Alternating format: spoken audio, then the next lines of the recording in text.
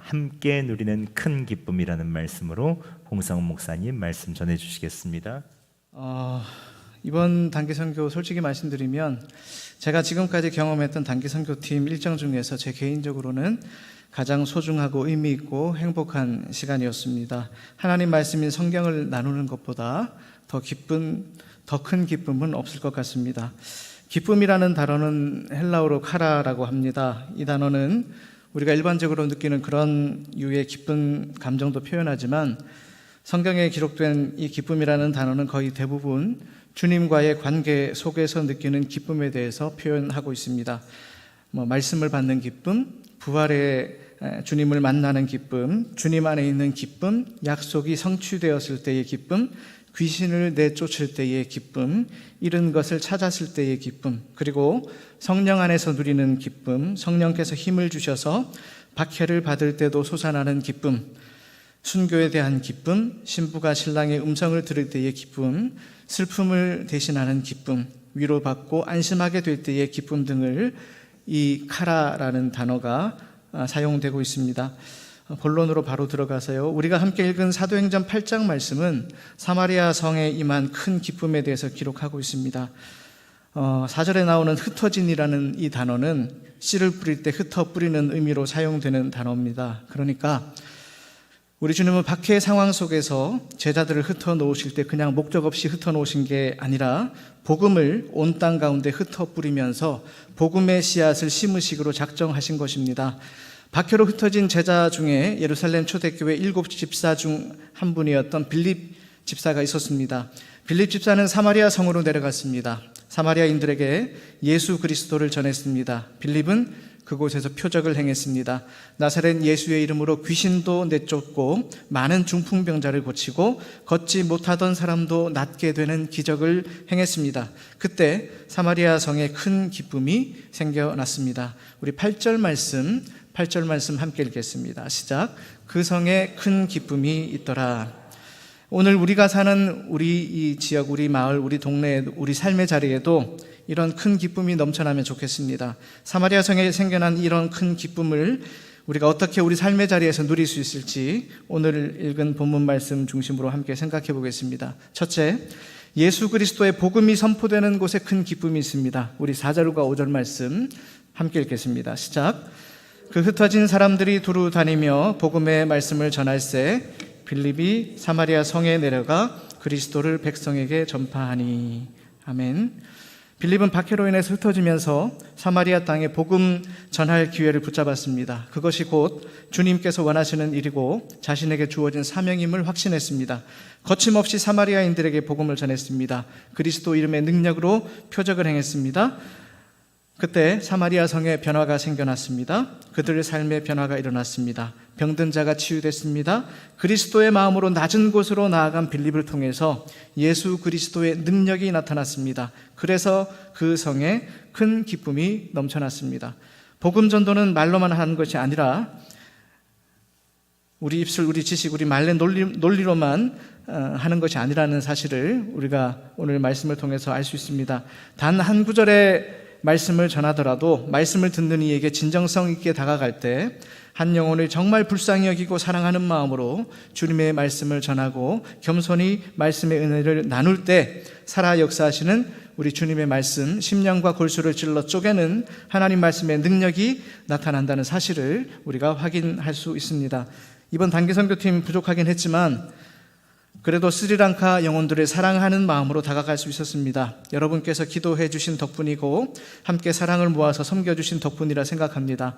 사진을 보면 장소만 다르지 다 포즈가 비슷하지 않습니까? 성경책을 주면서 같은 일을 반복했지만 저희는 계속 기뻤습니다. 평생 성경책 한 권 갖는 게 소원인 분들인데 책장이 떨어져 나가고 찢어지고 낡은 작은 성경책이라도 소중히 여기는 분들인데 여수성도교회 성도님들이 드린 헌금으로 교회를 대표해서 성경책을 그분들께 나눌 수 있어서 너무 기뻤습니다. 사실 그분들이 성경책 받고 좋아하는 모습이 더 기뻤습니다. 사진 보시면 아시죠? 성경책이 그저 단순한 책이 아니지 않습니까? 살아계신 하나님 말씀입니다. 그분들이 너무 잘 알고 있었습니다. 저희가 아까도 말씀하셨지만 간증을 들으면서 은혜를 많이 받았습니다. 은혜를 나누고 사랑을 나누러 갔던 저희들이 은혜를 받고 사랑을 받고 돌아왔습니다. 주님의 은혜와 사랑을 나누는 그 자리에 기쁨이 넘쳤습니다. 제가 평소에 잘 안 웃는데 사진 보시면 제가 활짝 웃는 모습을 볼 수 있지 않습니까? 우리 모두가 그리스도의 마음으로, 그리스도의 심장으로, 영혼을 사랑하는 마음으로, 낮은 마음으로 이웃들에게 다가가서 복음을 전할 수 있으면 좋겠습니다. 우리의 진실된 입으로, 우리의 신실한 삶으로 복음을 전할 때 주님께서 우리에게 부어주시는 큰 기쁨을 더욱 풍성히 받아 누리게 될 줄로 믿습니다. 두 번째로, 주님의 이름으로 어둠의 권세에 묶인 자들이 자유함을 누릴 때 큰 기쁨이 임하게 됩니다. 우리 12절과 13절 말씀 함께 읽겠습니다. 시작. 빌립이 하나님 나라와 및 예수 그리스도의 이름에 관하여 전도함을 그들이 믿고 남녀가 다 세례를 받으니 시몬도 믿고 세례를 받은 후에 전심으로 빌립을 따라다니며 그 나타나는 표적과 큰 능력을 보고 놀라니라. 아멘. 사마리아 성에 마술을 행하는 시몬이라는 사람이 있었습니다. 이 사람은 오랫동안 마술을 행하면서 사마리아 사람을 놀라게 했고 많은 사람들을 미혹하면서 자신을 따르게 했습니다. 시몬은 자칭 큰 자, 큰 권능을 가진 자로 불렸습니다. 사마리아 사람들 중에는 낮은 사람부터 높은 사람까지 많은 사람들이 다 이 마술사 시몬을 따르면서 크다 일컫는 하나님의 능력이라 불렀습니다. 사마리아 성에서 시몬의 영향력은 거의 대통령급이었다 말할 수 있겠습니다. 마술사 시몬은 마법의 능력, 귀신의 능력으로 사람들을 미혹하고 또 사람들이 자신을 따르며 인정해 주는 것을 즐겼습니다. 그를 따르던 많은 사람들은 마술사 시몬에 사로잡혔을 뿐 아니라 귀신의 능력, 사단의 권세에 사로잡혀 있었습니다. 그런데 빌립이 사마리아 성으로 들어갔고 빌립이 전한 예수 그리스도의 복음, 예수 그리스도의 이름을 통해서 사마리아 성의 많은 사람들이 세례를 받고 그리스도께로 돌아왔습니다. 이때 마술사 시몬도 세례를 받고 빌립을 따라다니게 됐습니다. 시몬은 귀신의 능력으로 행했습니다. 사람들을 놀라게 했습니다. 그리고 자기 이름을 높였고 교만하게 행했습니다. 귀신의 능력을 힘입어서 자기 능력을 과시했습니다. 반면에 빌립은 하나님의 권능, 성령의 권능으로 행했고 겸손히 오직 예수 그리스도 이름만을 선포했습니다. 사람들을 그리스도께로 인도했고 그리스도를 따르게 했습니다. 이런 대결에서 결과는 당연히 빌립이 전한 예수 그리스도의 복음의 승리였습니다. 마술사 시몬, 귀신의 능력으로 마법을 부리던 시몬에게 사로잡혔던 사마리아 성의 많은 사람들이 예수 그리스도의 이름의 능력으로 악한 권세에서 자유함을 누렸고 하나님의 놀라운 구원의 은혜 가운데 들어가게 됐습니다. 그래서 사마리아 성에 큰 기쁨이 임했습니다. 세상의 어두운 권세, 악한 권세, 죄의 권세에 눌리고 결박당한 자들의 모든 결박을 풀어줄 수 있는 이름, 억눌린 자들의 모든 무거운 짐을 해결해 줄 수 있는 이름, 모든 영혼을 죄악에서 건져내고 자유케 할 수 있는 이름은 오직 예수 그리스도밖에 없습니다. 스리랑카에서 성경 보급을 위해서 저희가 방문했던 그 어느 자리에서 한 중년 남자분이 간증을 했습니다. 어릴 때 너무 가난했는데 어릴 때 다른 집에 팔려갔습니다. 오늘 어버이 주이기도 한데 죄송하지만 부모님이 팔았어요. 팔려간 그분은 그 가정에서 짐승 같은 취급을 당했습니다. 너무 잔인하고 비참해서 말씀 그대로 다 전하지 못하겠습니다. 자식이 그런 고통을 당하는데 그 부모는 한 달에 한 번 와서 돈 받아갔다고 합니다. 어릴 적 이런 고통을 당했는데 정서적으로나 육체적으로 얼마나 힘들었겠습니까? 바르게 성장할 수 있었을까요?